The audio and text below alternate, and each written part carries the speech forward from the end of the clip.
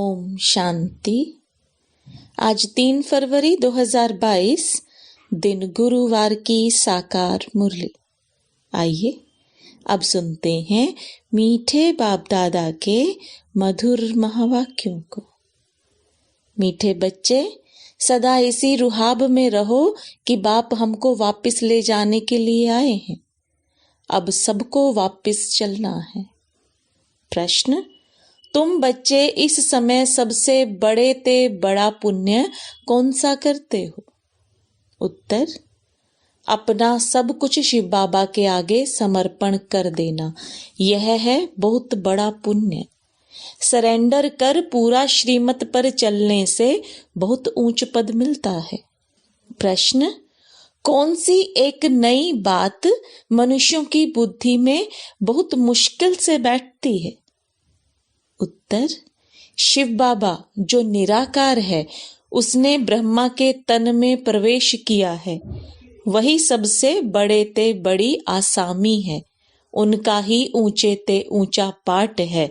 यह नई बात मनुष्यों की बुद्धि में बहुत मुश्किल से बैठती है। गीत: यह कौन आज आया सवेरे सवेरे। ओम शांति। शिव बाबा बैठकर अपने बच्चों को समझाते हैं। बच्चे तो समझ गए हैं कि शिव बाबा निराकार है और हम आत्माएं भी निराकार हैं। उनको ही बैठ समझाते हैं। यह युक्ति सिर्फ एक ही बाप के पास है। बाप बैठ समझाते हैं। भगवान किसके साथ बात करते हैं? अपने बच्चे आत्माओं के साथ। बच्चे भी जानते हैं और बाप भी जानते हैं। आत्मा शरीर बिगर तो कुछ सुन ना सके, शरीर द्वारा ही सुनती है। एक ही यह सत्संग है जिसमें परम पिता परमात्मा बैठ समझाते हैं। बाकी जो भी सभी आत्माएं हैं, उन सबको अब साथ ले जाना है, क्योंकि ड्रामा का चक्र अब पूरा हुआ है। यह सारी भारतवासियों की ही बात है। बाबा आते हैं भारत में और भारतवासियों को ही कहते हैं, बच्चे तुमने सबसे जास्ती पाठ बजाया है। तुम ही सतयुग में 100 देवी देवता थे, अब शूद्र बने हो। फिर से तुमको पढ़ाकर देवी देवता बनाते हैं, औरों को कैसे पढ़ाएंगे? गीता भी भारत की ही है। हर एक का अपना अपना पुस्तक है। और जो भी धर्म पिताएं आए हैं, वह सब मनुष्य हैं। उनको अपना अपना शरीर है। यह है सभी आत्माओं का निराकार फादर, जो नॉलेजफुल है। ड्रामा के आदि मध्य अंत को जानते हैं। बाप को पढ़ाना भी तुम बच्चों को ही है, क्योंकि तुम ही चक्रवर्ती राजा फिर से बनने वाले हो। सभी तो मनुष्य से देवता नहीं बनेंगे। जो भी पहले देवी देवता धर्म वाले होंगे, उन्हों का ही फिर सैपलिंग लगेगा। जब देवी देवता धर्म की पूरी स्थापना हो जाएगी, तो फिर और सब मठ पंथ विनाश को पाएंगे। सभी आत्माओं को बाप वापस ले जाएंगे। बाप आते ही हैं पतित दुनिया में, आकर सबको वापस ले जाने। बच्चे जानते हैं, जो सहज राजयोग हम कल्प पहले भी सीखे थे, वह अब सीख रहे हैं। विनाश नजदीक आएगा तो सबकी आंख खुलेगी। अभी तो सिर्फ तुम ही निश्चय करते हो कि परम पिता परमात्मा की इस तन में प्रवेशता होती है। गाते भी हैं, गाइड अथवा लिबरेटर आएगा, जो सबको दुख से लिबरेट कर ले जाएगा। यह जो ब्रह्मा है, उसमें परम पिता परमात्मा ने प्रवेश किया है। यह कितनी बड़े ते बड़ी आसामी हो गई। तुम बच्चों को इतने रुहाब में रहना है कि बाप हमको लेने आया है। कहते हैं, मुझे याद करो। उस रिगार्ड से बहुत मुश्किल कोई देखते हैं। भगवान की कितनी महिमा है। वही सर्वशक्तिमान है। दूसरे कोई की इतनी महिमा है नहीं। इतना रिगार्ड तुम बच्चों को रखना है।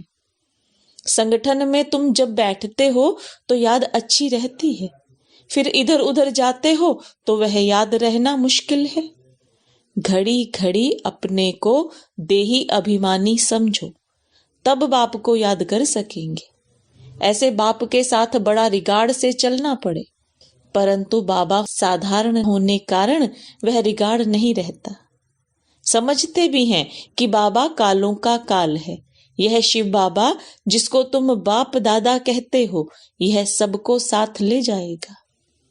बाबा को ऊंचे ते ऊंचा पाठ मिला हुआ है, जिसको सारी दुनिया याद करती है। आत्मा क्या चीज है, यह कोई और बता ना सके। कहते हैं लिंग है, पूजा तो शिवलिंग की होती है। हम भी लिखते हैं ज्योतिर्लिंगम, परंतु वास्तव में इतना बड़ा है नहीं। यह तो स्टार मिसल है, इनमें ही सारा पाठ भरा हुआ है। यह भी किसी की बुद्धि में नहीं आएगा। जब सुनेंगे आत्मा स्टार है, परमात्मा भी स्टार है, तो वंडर खाएंगे कि कितना वह ताकतवान इसमें प्रवेश होता है, जो पूरे 84 जन्म लेते हैं। उसमें बैठ सारी नॉलेज देते हैं कि तुम आत्मा हो, तुम्हारे 84 जन्म अब पूरे हुए हैं। अब मुझे याद करो तो विकर्म विनाश होंगे। अभी तुम बच्चों को ख्याल में आता है कि आत्मा कितनी छोटी बिंदी है, उसमें 84 जन्मों का पाठ है जो अपने समय पर एक्यूरेट रिपीट करना है। परंतु शिव बाबा का सबसे ऊंचे ते ऊंचा पाठ है। जैसे ड्रामा में राजा रानी को ऊंचा पाठ मिलता है ना, यह भी बना बनाया ड्रामा है जो रिपीट होता ही रहता है।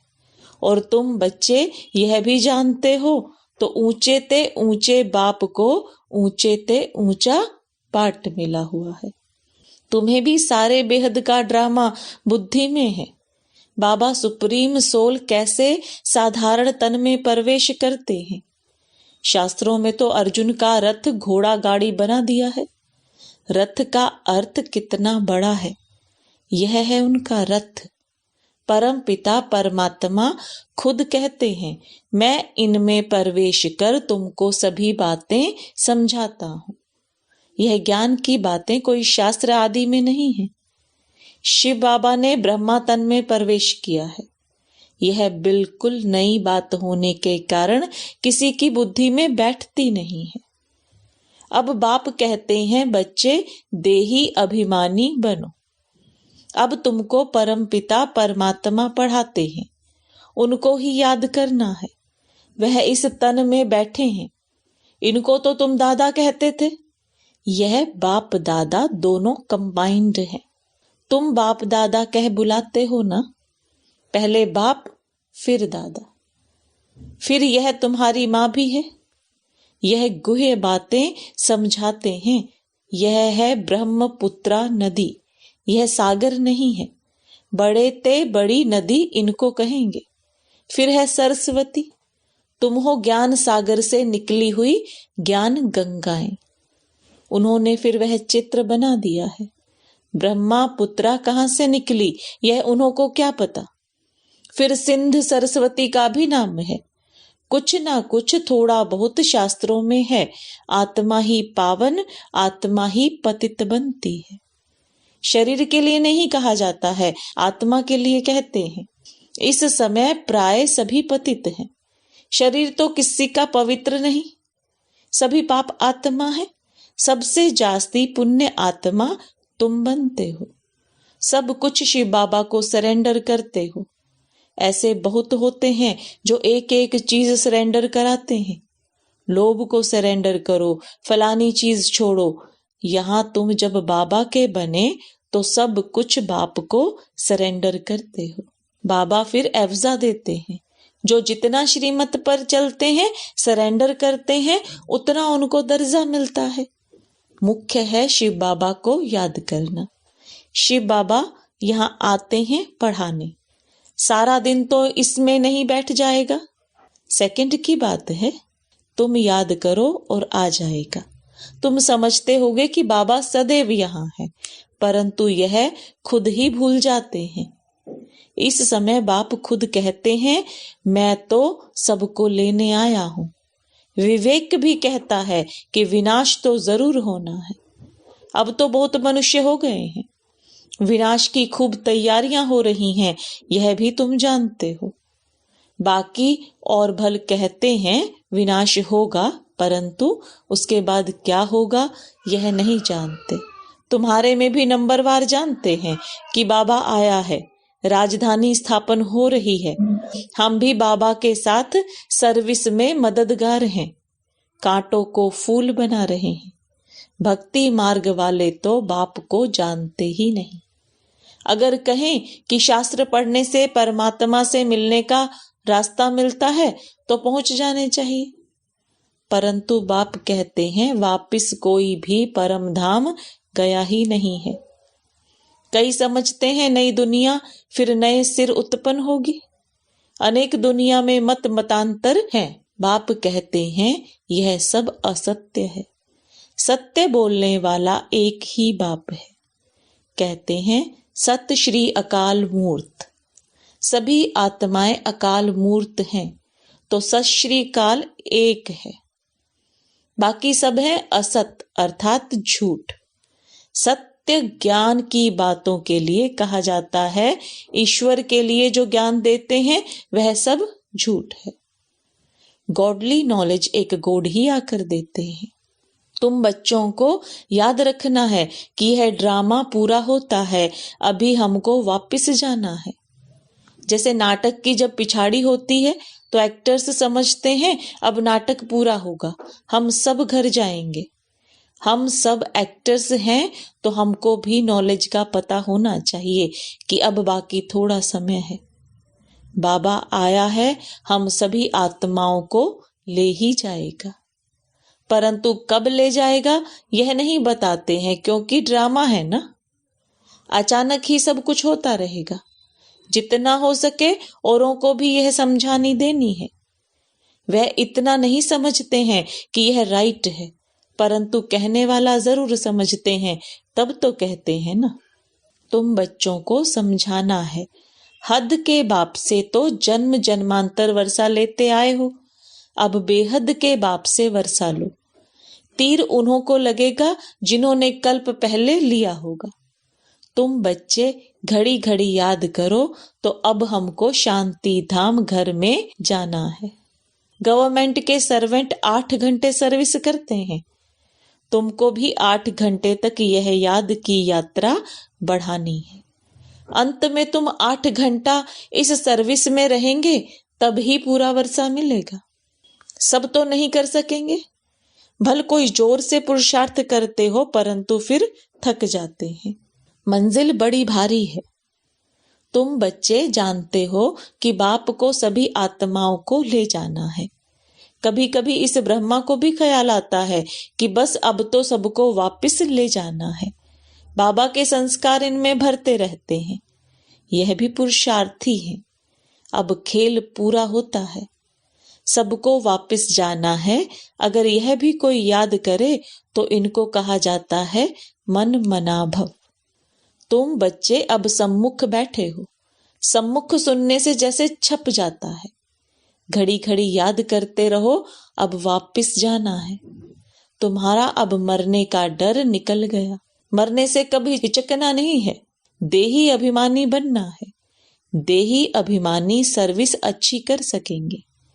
ज्ञानी तो आत्मा चाहिए, प्रदर्शनी में ध्यानी की सर्विस नहीं, ज्ञानी चाहिए। ज्ञानी तो आत्मा ही प्रिय लगती है। अच्छा, मीठे मीठे सिकिलदे बच्चों प्रति माता पिता बाप दादा का याद प्यार और गुड मॉर्निंग। रूहानी बाप की रूहानी बच्चों को नमस्ते। रूहानी बच्चों की रूहानी बाप दादा को याद प्यार, गुड मॉर्निंग और नमस्ते। धारणा के लिए मुख्य सार, नई राजधानी बनाने के लिए बाप की सर्विस में मददगार बनना है, कांटों को फूल बनाने की सेवा करनी है।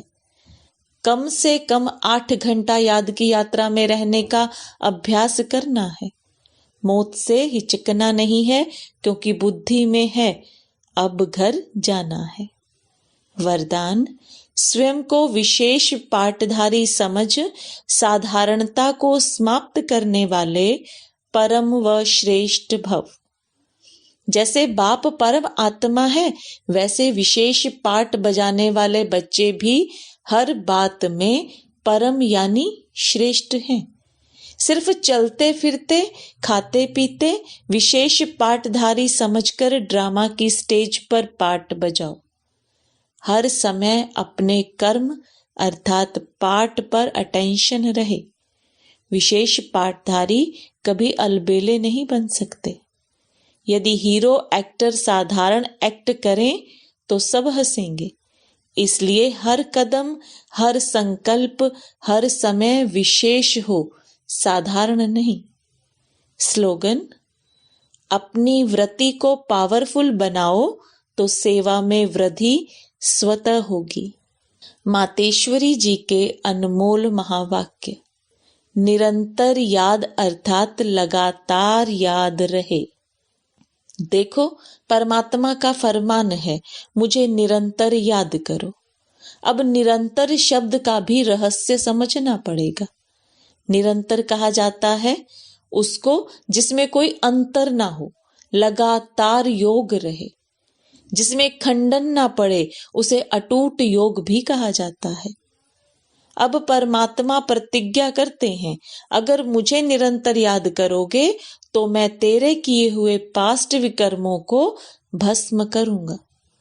तो यह ज्ञान अग्नि जिसमें विकर्म दग्ध होते हैं, यह बाप धर्मराज भी है।